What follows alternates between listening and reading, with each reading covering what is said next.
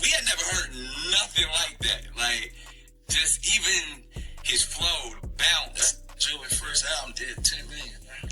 Wow, Diamond. He did numbers, real numbers. Juvenile was knocking off 7.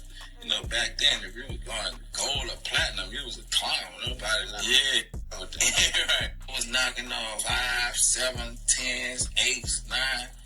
Juvenile got a lot of sales on it. Yeah. So, and High was the first record that did it, right? And that thing did like 30,000 the first week. Wow, wow. It just picked up, and that went to doing 100, 150. It was when I was least selling the first week albums ever. If Juvie only sold 30,000 first week, it ended up selling 10 million records. 10 million. Yo, that's legendary. Like, I heard that Universal had did a deal for $30 million and allowed them to own their own masters in an 85-15 split to Cash Money, the greatest hip-hop record deal ever. Like, how the hell did you pull that off? I didn't want that when I was already making millions of dollars a month. If I put a record out, we were shipping 300,000.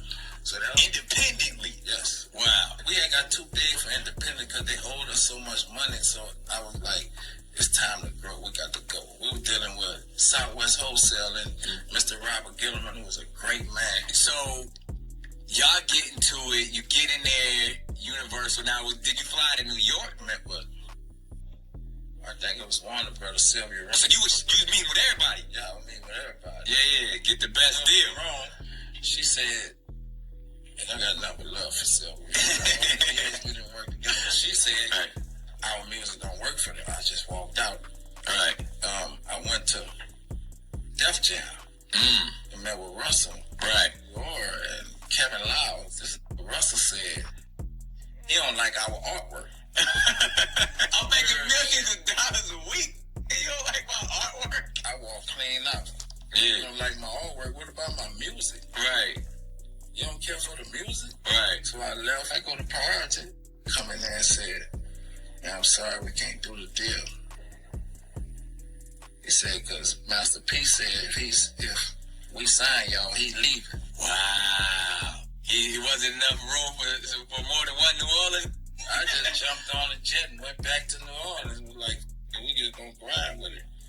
And then Mel and Winton up called. I said, this is my last trip. I ain't taking no more mother flights to New York or California. Right. Yeah, we'll thug it out. Yeah. I'm like bodied and all of that. And at the time, knowing he was getting off, what was Cash Money doing? Honestly, I never heard of that dude.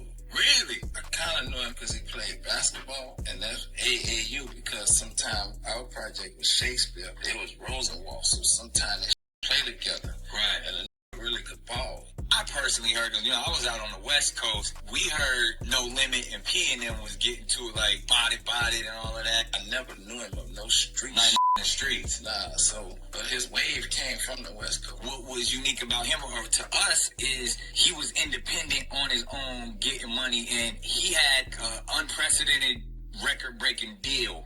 I forgot who gave him his deal. Priority. I never knew him of no street. Listen, Right, y'all, so there you have it. That was Birdman, aka Startup. And, you know, first of all, I want to thank y'all so much for tapping into my channel. And he decided to sneak this, Master P. And he said that Master P never seen him in the hood. And, you know, Birdman, he's been sneak this in Master P for the longest.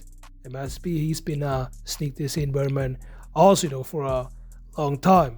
And the reason why is because they're rivals, you know. So, I actually want to know what y'all think about this. Make sure to like this video and subscribe, and I'll see y'all in the next videos.